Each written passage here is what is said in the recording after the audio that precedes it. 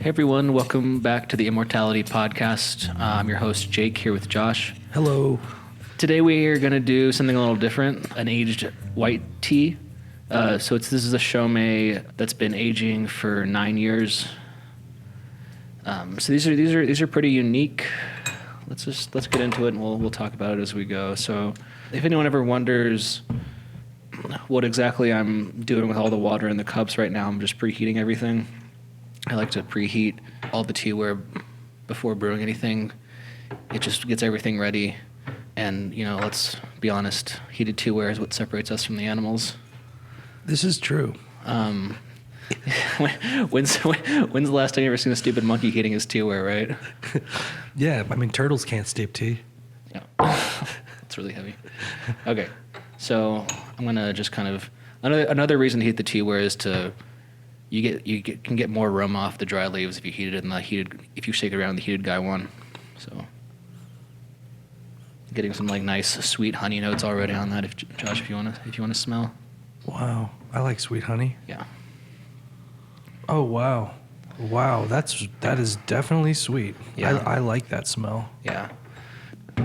There's this Chinese saying, if you ever encounter aged white tea, and I'm sure you've heard this, but it's along the lines of the first 1 to 2 years of age of a white tea, it's tea, and then in the 3rd to 6th year, it's medicine, and when it reaches the 7th year, it becomes treasure. So, if you wanna smell that. Why do you think that emerged? We'll talk about what we think exactly is happening. That saying is probably a little bit of a marketing slogan designed to push aged white, because it's kind of a recent thing. It was people started pressing white tea after Pu'er became popular. There was a really, especially in the early mid 2000s, a big craze towards raw Pu'er, also pressed into cakes and aged.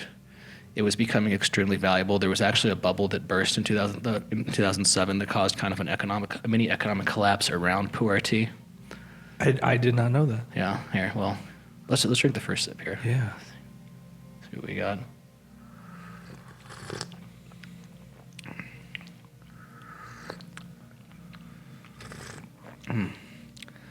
So a lot of honey notes. Yeah, I was almost gonna say floral, but it's really more like this neutral honey note. It's floral. So unpressed fresh white tea should be predominantly floral, sweet, but definitely a lot greener than this. And this is much sweeter too than a fresh white tea. I will have to admit, this is my first pressed and aged white tea, so this is going to be a really good experience for me. Yeah. Wow. It is florally and honey. Yeah. And the smell coming off of it is... It's really nice. It's really, really nice. Oh, man. Yeah, so I actually forgot we had this one, honestly. We have these kind of humidity-controlled environments for our Pu'er at Trident. Of course, we don't want to get too dried out because we technically live in a high desert, which will kill the fermentation process.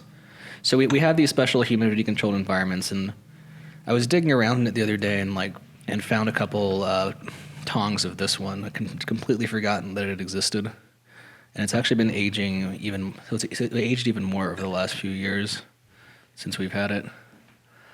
Pulled it out, wanted to see how it was. I thought it was fantastic. So with this, I noticed that you did a rinse on it, just to... Yeah, definitely. It's an aged tea, and it's also compressed, so you want to wash off any kind of dust or anything that's accumulated over the years.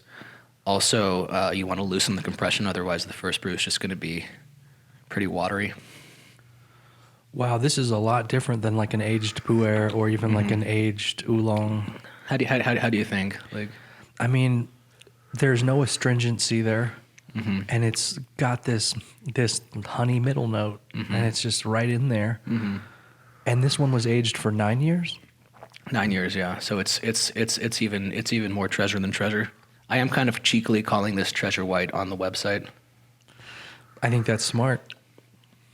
Everybody needs more treasure in their life. Yeah, but this kind of tea, like joking aside, is like extremely rare and is purported to have medicinal benefits, which, you know, in my experience, I don't disagree with. I've drinking this sick before, and it's definitely hit the spot. Usually with a white tea that hasn't been aged, I find that it does something to increase like my metabolism and increase my digestion. What do you think this one does to the digestion, or just, you know, does it have a difference from if people are used to drinking a normal white tea, then how would you compare that to a normal white tea? I would say this is even like smoother and easier to drink. Like it's even easier on the body than the normal white tea.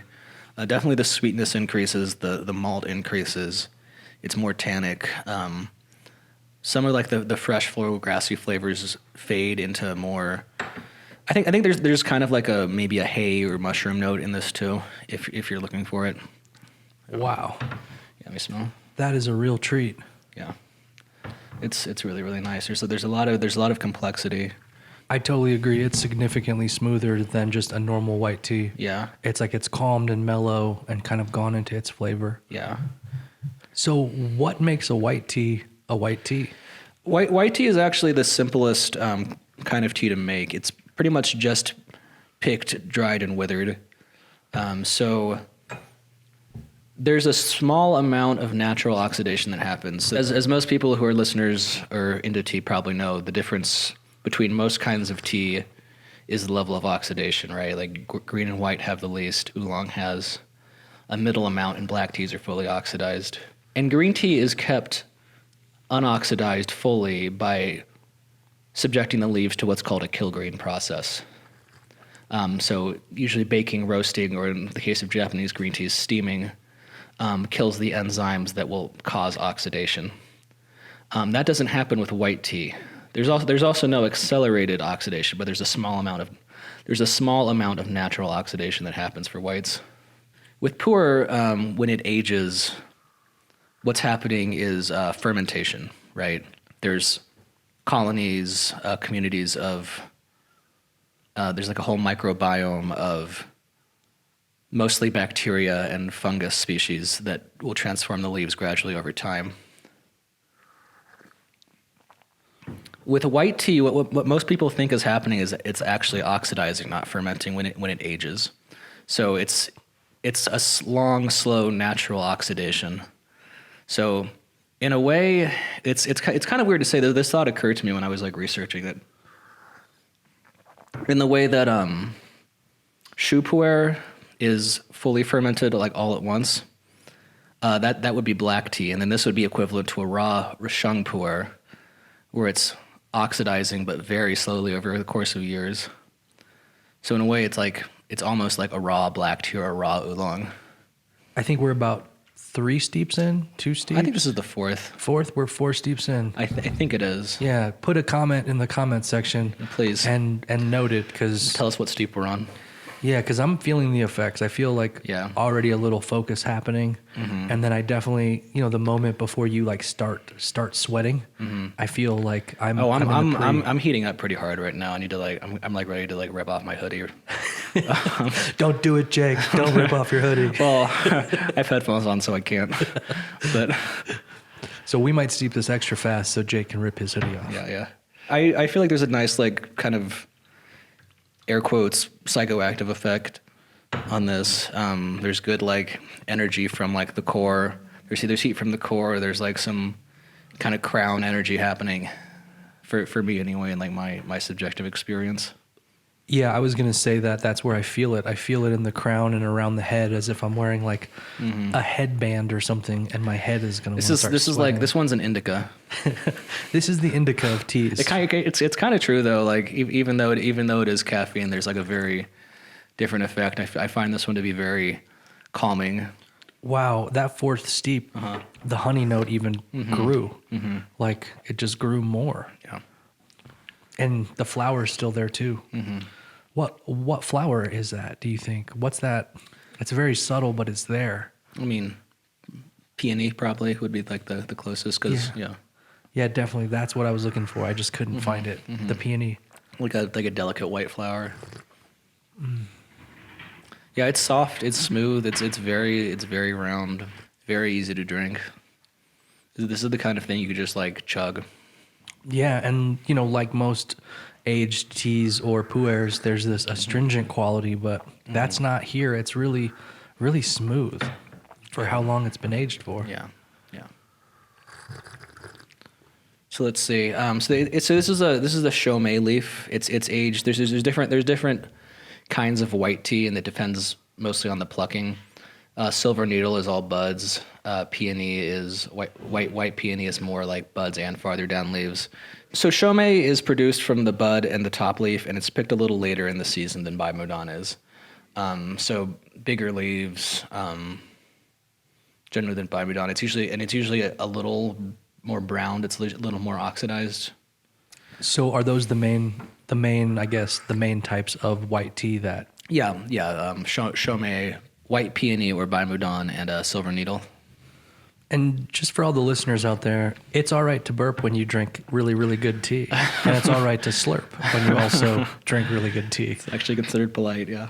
Because I think there's a lot of stuff going on in your body. Your body's getting minerals, nutrients, and it's just working some stuff out. Yeah, I'm starting to feel the sweat underneath my armpit now. Yeah.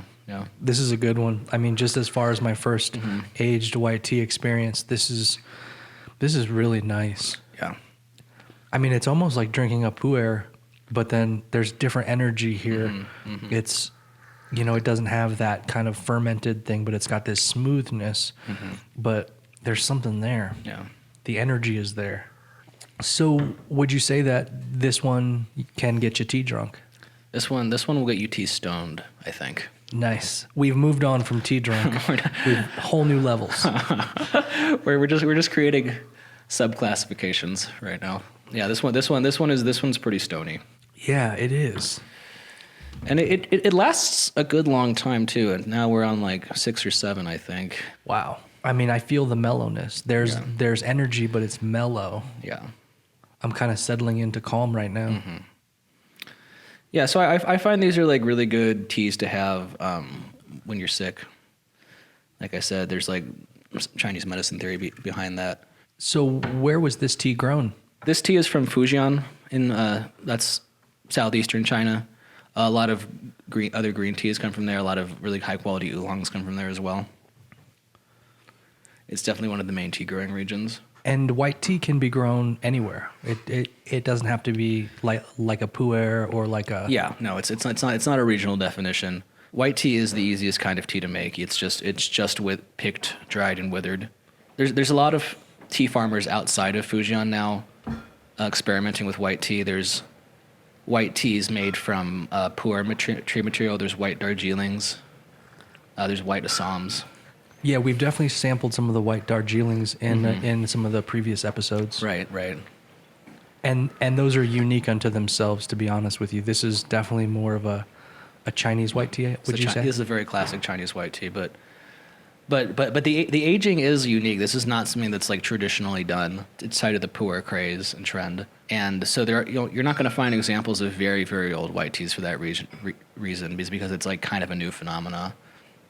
I think we have to say it's a good phenomena. It produces some like very amazing teas.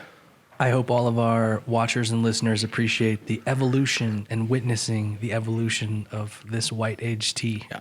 Because it is very nice. Very, very, very nice. Yeah. How long can you steep this tea, and how would you suggest this tea to a normal tea drinker? I don't think I've ever gotten to the end of this tea. I don't think I've ever taken this to the point of not getting any flavor off of it. One thing some people do is boil the leaves even after they've steeped them, just because there is still more flavor in them. So you could actually just throw this in like a kettle and boil it for hours afterwards. And there's also nothing in it that goes like tannic or astringent. It's really like that smooth. Wow. Should I pour this, do you think, or let it go for a while? Why don't we push this and see what happens? Because we've just been doing fast steeps until now. So for everybody listening, if you like to steep your tea for a long time, you can get a lot of mileage out of this one. Yeah. So you could drink this one day and night and possibly in the morning. Yeah. It's hard to say exactly who to recommend this to because there's not a lot of aged whites out there in general. There's not really a market for them. In my experience, like someone who's like interested in like the medicinal qualities of tea, this would be a strong one. I think this is also very like easy to drink. It should be a good like crowd pleaser, something to give to your guests. You know, the flavors coming off of it make me think that if you're a Pu'er drinker or like a rock oolong drinker, or even if you like white tea and just want to go deeper into what white tea can kind of do after it's been processed in a kind of aged fashion, I think this could be a good fit for you. I definitely feel the medicinal properties coming off of this tea. And like for me, that's why I drink this kind of tea, because the world is a hard place and we all need better things to put in our body just to make us healthier. So yeah, I think Pu'er drinkers would definitely appreciate this. If you're a fan of aged Pu'er, this is something you should experience too. It's not the same like I said, because the aging is more attributable to oxidation than fermentation. But there's definitely a lot of energy and a lot of and some like the earthier, sweeter, smoother flavors come through too that are akin to like a well-aged raw. Is there anything else you want to say about this white tea? And then let people know anything else? Well, I just want to point out like how dark that steep got. Like that looks like really nice soup right there. Ooh. So I think to me that does look more like a black tea color. You're right. We pushed it and it didn't get bitter. There's no bitterness. It's just more flavor, deeper honey notes. Really, the white peony, the white peony flower. Oh, also, if you're bad at gung fu and let your tea steep too long, this is the strong choice. For all you space cadets listening, this is the tea for you. Oh, this is actually the perfect stoner tea. Yeah, dude, this is a good stoner tea. We live in Boulder, Colorado, so we like to get stoned or tea drunk with our teas. Yeah. Of course, this tea and many like it you can find online at tridentcafe.com/teas. It's the only aged white tea that we currently have. Like I said, it just literally fell out of storage on me.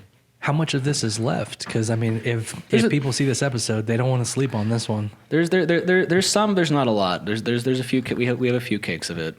So this is definitely a rare item. Yeah, if you're at all interested, you might want to jump on that. I was searching around online for what other people are selling, and I couldn't find another one this old on any of the main tea sites that I go to. Again, another tea unicorn on the ImmortaliTea podcast. Yeah, we'll have a few of those coming up. There's just a stable of tea unicorns at the Trident Teas. It really is.